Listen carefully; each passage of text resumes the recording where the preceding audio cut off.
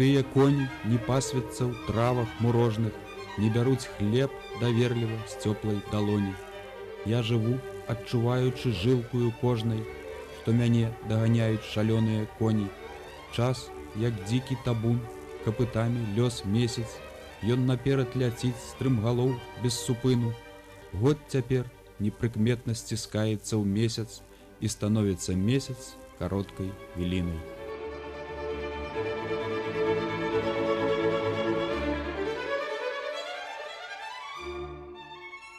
Сергей Законнікаў, беларускі паэт і публіцыст, нарадзіўся ў 1947 годзе ў сям'і вясковых настаўнікаў.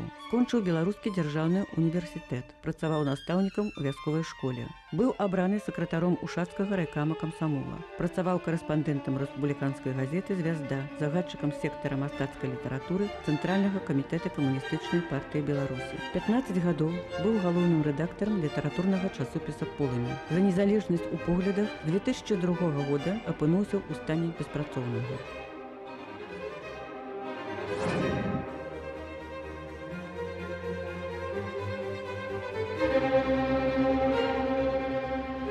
Нас просто выкинули, как кажут, под плот. Нам пришлось выживать вот этим людям. С 2002 года я не имел ни пенсии, потому что не имел никакой працы. Я поспробовал шукать. Обошел, по-моему, 32 кропки, где я, хотел где-то лодковаться.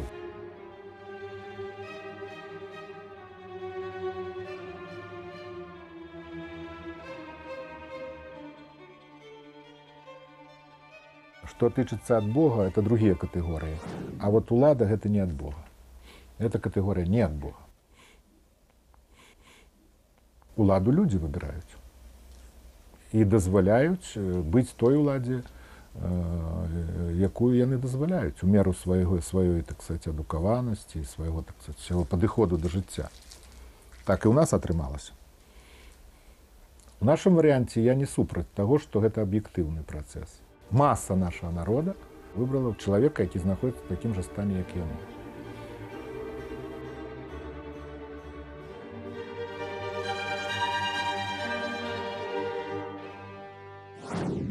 Нам трэба ствараць грамадскую супольнасць. Нашы людзі павінны становіцца больш ініцыятыўнымі. Менавіта ў самых вострых набалелых жыццёвых пытаннях. Улада, наадварот, іх стрымлівае, сковвае, што яна сама ўсё рашае за нас, яна ўсё робіць, спускаецца указамі, дэкрэтамі, інструкцыямі. І вот, бываючы на месцах, скажем, такія гарады, як Вілейка, Ліда, Слонім, Лунінец. Вот у гэтых мясцінах я эту бачу ініцыятыву грамадзянскую. Мяне вельмі цешыць тое, што нашы рэгіёны падаюць прыклад. Значит, написана вот статья «Средства защиты растений». Так вот тут, видите, вот тут такие моменты. Они еще хотят свозить с республики все задержавшиеся ядохимикаты со всех годов. Мы от лица инициативной группы обратились. Просим предоставить информацию. Все данные открыты, не обязательно читать бизнес-план на строительство завода. Да. Достаточно посетить библиотеку.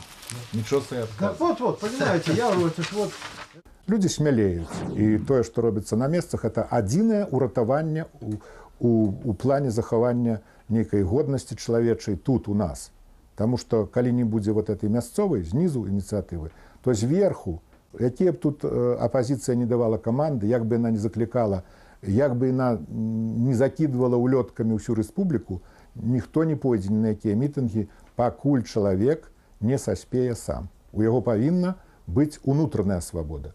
А калі няма ўнутранай свабоды, то ніякой знешняй свабоды ў чалавека ніколі не будзе.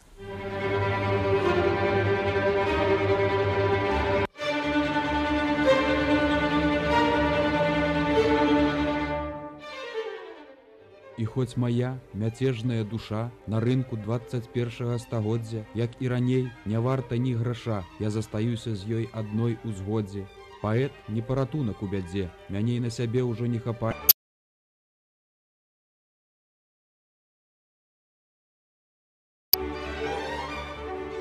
Пропанул по изменению школьной программы исключить из списков литературы для изучения и внеклассного чтения произведения Светланы Алексеевич, Сергея Законникова, Ольги Ипатовой, Владимира Орлова, Михаила Скоблы, Витольда Чаропки и других оппозиционных писателей.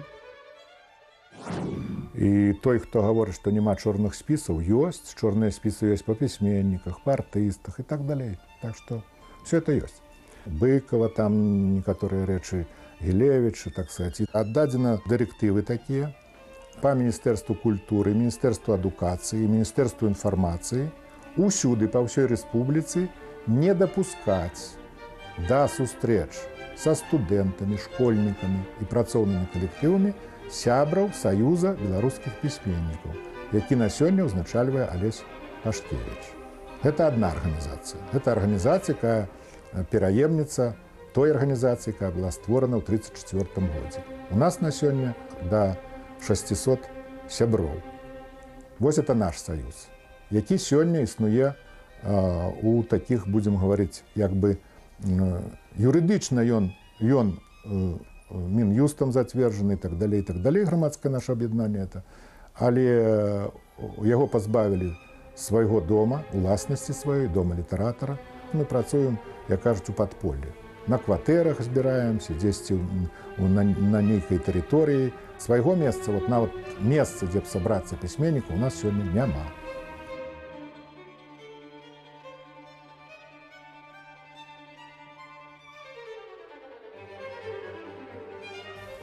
Ніхто не угадае, што будзе ў жыцці, сакрэт мае важкая вечка. Таму я прашу, не знікай, пасвяці анёлам прынесенай свечкой. Сергей, осторожно, я тебя умоляю. Пробки надо вкрутить, дорогая. Да. Без пробок ничего не будет. Ну, здорово, хата.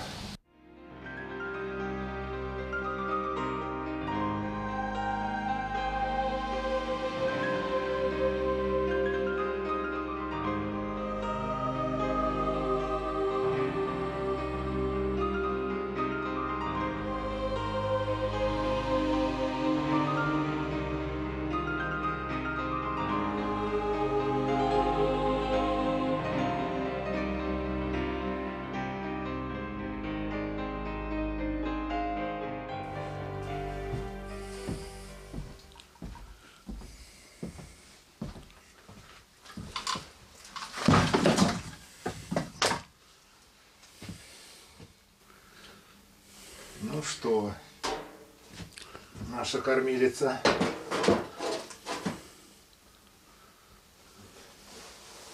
Мать, конечно, как и все вясковые женщины, вставала раненько, выгоняла корову. Первое, что она робила, то распаливала печь. Спробуем и мы это сделать.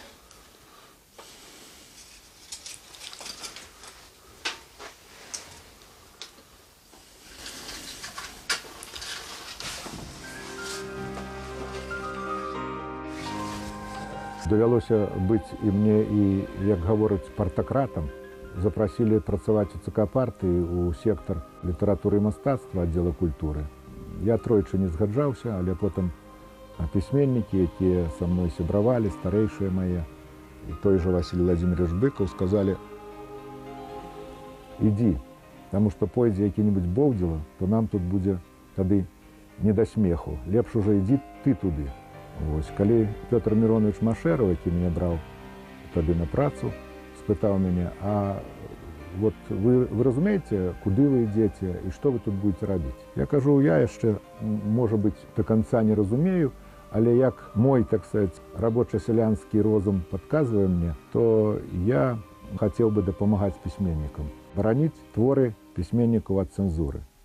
А цэнзура была вельмі шчыльная. І вот тое, што мне удалося, працуючы ў ЦК, абараніць творы такіх пісьменнікаў, як Васіль Быкаў, Владимир Караткевич, Андрей Макаёнак, Алесь Адамович, Алесь Разанаў і Пімен Панченко. Я магу шмат называць гэтых пісьменнікаў, а часам не мог дапамагчы. Скажам, з кнігамі Караткевіча. Ён напісаў выдатную кніжку пра Мсціслаў. І где-то палову кнігі парэзалі гэтыя ж самыя чорныя палкоўнікі.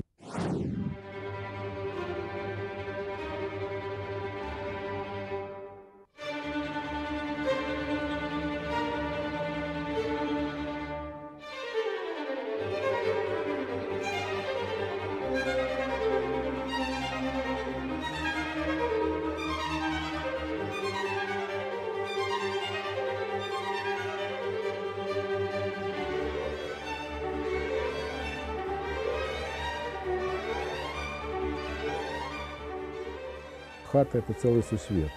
Гэты сусвет маленькі пераклікаецца з вялікім сусветам, у якім бурляць палітычныя, іншыя падзеі. У нас у этой хате росло 5 дзяцей, тата, мама і бабуля тут жыла, то было ўжо і 8. Бацька доўгі час працаваў дырэктарам школы. У адным месцы пасля вайны пабудуе школу на папялішчах. Яго адразу, зрабіў школу, добра. Тут будуць іншыя ўжо працаваць, а ты давай едзь далей, будуй новую школу. І так бацька пабудаваў за сваё жыццё, мне здаецца, 6 ажно школ. І нарэшце, калі яму дакучыла такая вандроўная цыганская доля, то прыехаў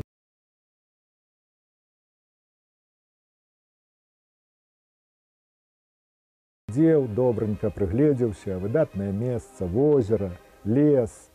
Ну што трэба для того, каб асесці і ўжо надзейна пабудаваць сваю хату.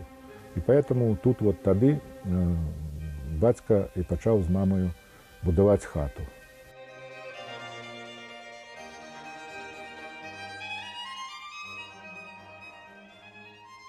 Моладзь добра зараз яна зразумела, у якой краіне яна павінна жыць.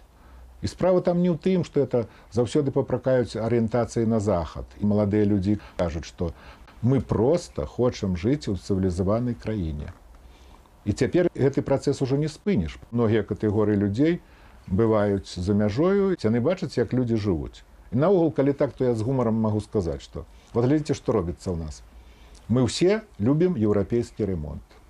Усе жыхары Беларусі хочуць, каб у яго ў кватэры быў праведзены еўрапейскі ремонт. Але калі заходзіць размова пра тое, што як Еўропа жыве, якія стандарты еўрапейскія жыцця, так можа нам варта іх пераняць, і палітычныя, і сацыяльныя стандарты. Так жа, як і калі ёсць што-то лепшае і на ўсходзе. Тут жа ніхто ні ад кога не хоча ізалявацца.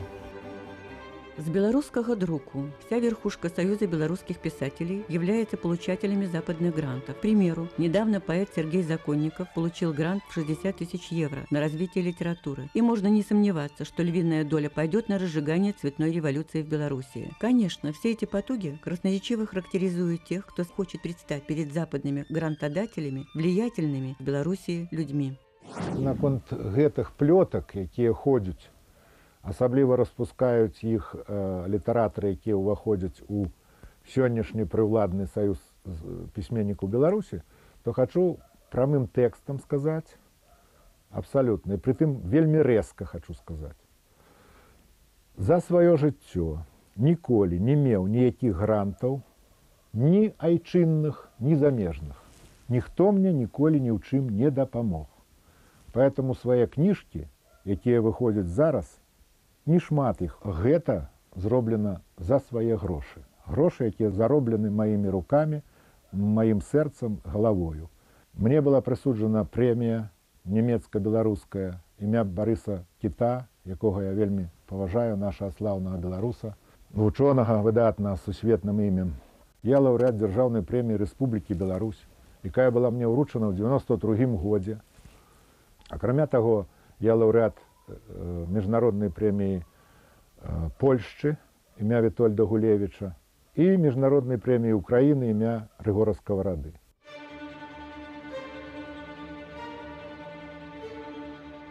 Накатам сівая трава, як дым наплывае пад ногі. Бялее мая галава, не можа пазбыцца трывогі. Як волі паветра глыну, ды стане не светла, а горка, паўсюль даўкі пах палыну, і ў небе распятая зорка.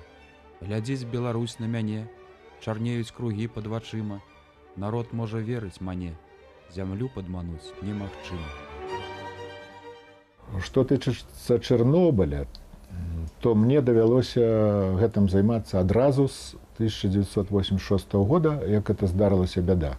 Я там такога нагледзеўся. Калі я бачу вот гэтыя калоны машын, аўтобусаў, я глядзеў, як гэтыя людзі грузіліся, як это ўсё падымалі іх, так сказать, по трывозе, як там хапалі толькі самае неабходнае, дакументы, там нешта такое.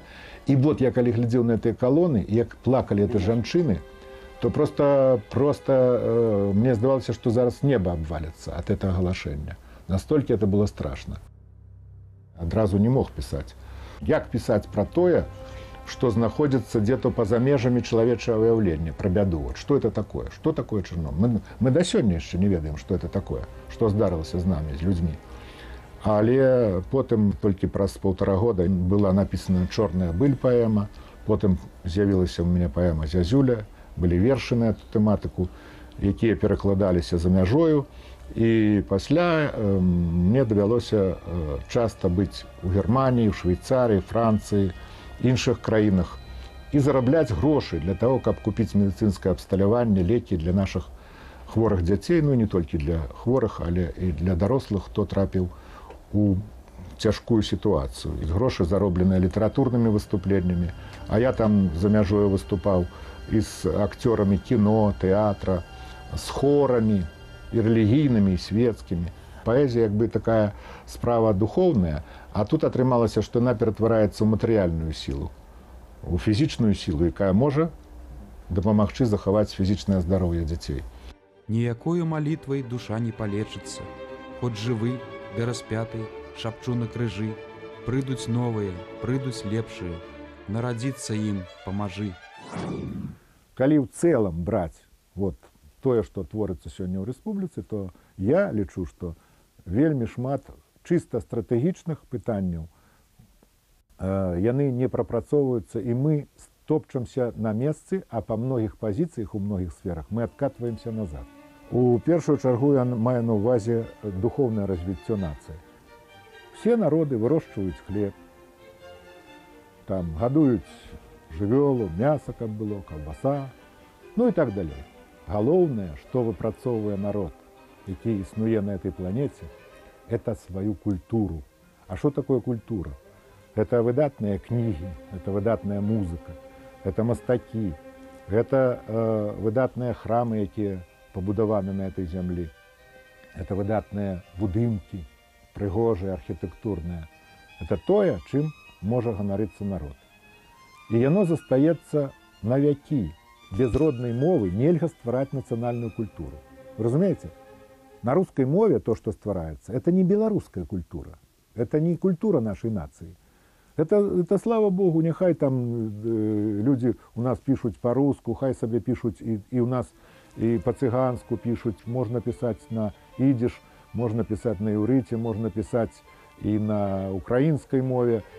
Але культура робіцца на сваёй мове. Зрэдку эта мова гучыць на тэлебачанні, зрэдку там яна гучыць у грамадскім транспарце. Без культуры не можа быць народа. Яго існаванне, калі ён не стварае нацыянальную культуру, яно не мае сэнсу.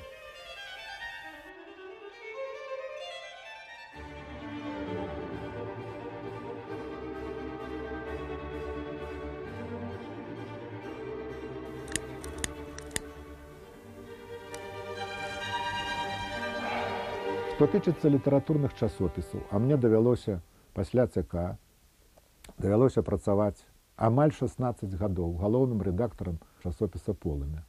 Васіль Быкаў на другі дзень, калі я стаў працаваць, прыйшоў ка мне ў кабінет, і это было, як зараз я помню, 29 снежня, была такая вея, такі снег, мяккі, такі добры, ласкавы, пераднавагодні.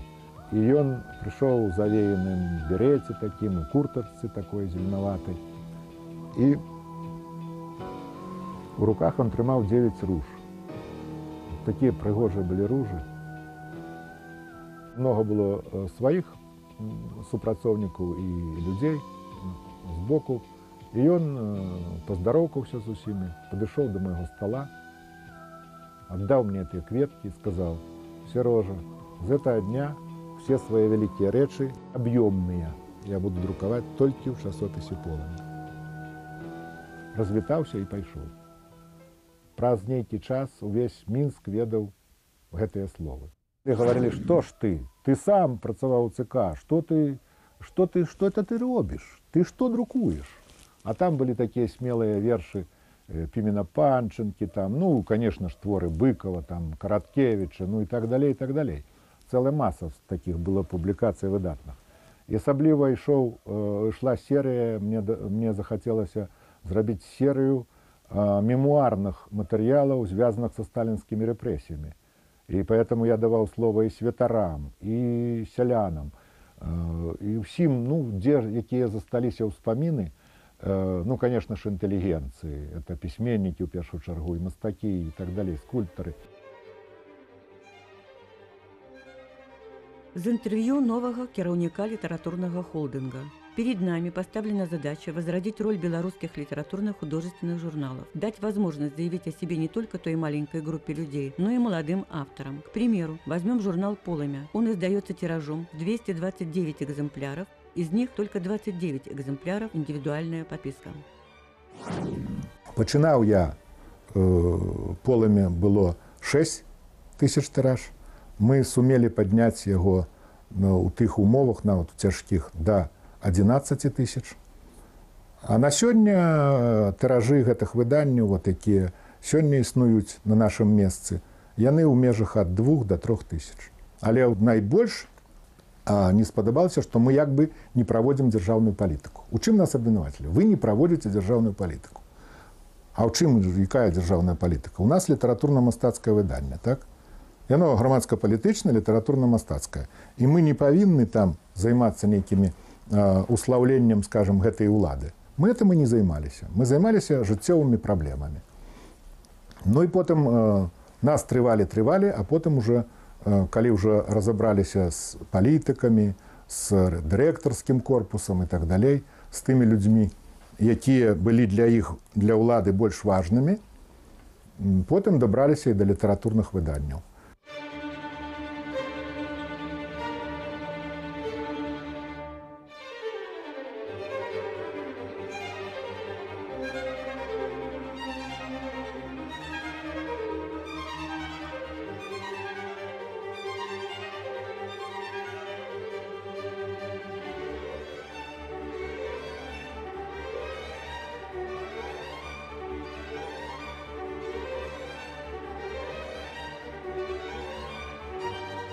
Калі со мной говорили, уже пришёўшы, что мы тебе будем здымаць з работы,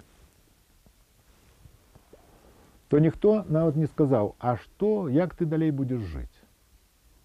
Я такого пытання не задавал. Я ведаў, с кем я маю справу, поэтому что я им буду задавать пытанне? Я открытым текстом сказал, что до меня в редакцию пришли бандиты. Это я и сёння говорю абсолютно сумленно. Могут подтвердить мои все супрацоўнікі, што я так і сказаў усёй этой камандзе. А каманда была вельмі высока пастаўленая, якая прыйшла ў рэдакцыю. І пасля, ну што рабіць? Я, конечно, ведаў, што у нас ніхто абсалютна пра цябе не паклапоціцца. Так оно адбылося. Нас просто выкінулі, як кажуць, пад плот. Магчыма, гэта у сённяшніх умовах это можа быць і абсалютна для наших чыноўнікаў гэта, ну, яны спакойна это, так сказать, для іх это тут няма нейкого, у іх і сумлення нават ні ў чым не пахіснулася, правільна яны робяць ці не. Але нам прыйшлося выжываць вот этим людям. Но я не магу гаварыць за іншых, а хочу сказаць просто про тое, як выжываў я. Першае, што я хацеў стварыць незалежны часопіс. Яго мне не далі стварыць. Было зверху сказано, што не для таго мы ліквідоўвалі часопіс «Полымя» і рэдактара знімалі з работы, каб даць яму магчымасць стварыць новы, незалежны ўжо часопіс. Што тычыцца канкрэтна проста працы нейкай, то я абышоў, по-моему, 32 кропкі, дзе я, ну, хацеў дзе-то уладкавацца. То есть мне прапаноўвалі Некоторые мне, скажем, проректоры наших недержавных институтов прапановывали пойти выкладать литературу. Говорили, что ну а кто ж, ты ж можешь выкладать? Конечно, можешь. Ну так вот ты будешь выкладать, это будет здорово. Я кажу, калі ласка, я могу. Але як толькі доходила справа до вышэйшага, там, скажем, до ректора, то ректор казаў, што я з павагай стаўлюся до Сергея Ивановича, але калі мы яго возьмем на працу, то сюды прыйдзе адразу 12 праверак. І праз нейкі час наш інстытут закрыецца. А гэта 200 чалавек. Я не магу з-за аднаго чалавека пазбаўляць працы 200 чалавек, у якіх свае сем'і, дзеці і так далей. І я яго разумеў, я казаў, да, я разумею, все правильно вы робіце. І ішоў у іншае месца. У таварыстве выратавання тапельцаў на водах вызвалілася нейкае месца, і там як быццам, ну, і хацелі мяне туды ўзяць, але потым вышэйшая, так сказать, наша ўлада сказала ні ў якім разе. А я нават жартаваў, што а каму б там не працаваць, як не мне, таму што я узнагароджаны медалём за выратаванне тапельцаў на водах. Яшчэ тады, калі мне было 14 гадоў. Нават мяне вахтёрам не ўзялі у 4 месцах. Я ўжо, ну, нават і вартаўніком. А у одно месца я сам не пайшоў вартаўніком на Уждановичы на рынок. Потому что я ведаю, что это такое. Там, где материальная отказность, ты будешь там склады это ахоўваць, а потом что-то здарыцца.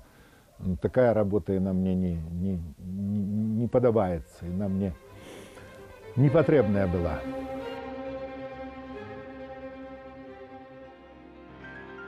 Гусі апошнія, стомленым клінам, неба ўзаралі, самотна крычаць.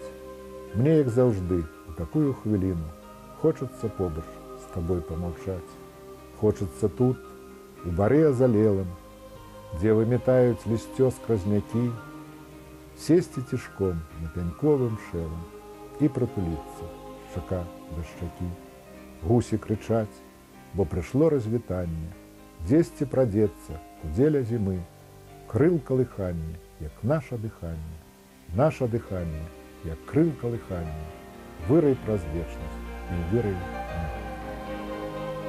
У выраі ляціць наша хата, у якой мы сядзім, і все мы ляцім да зор, на сузор'е стральца.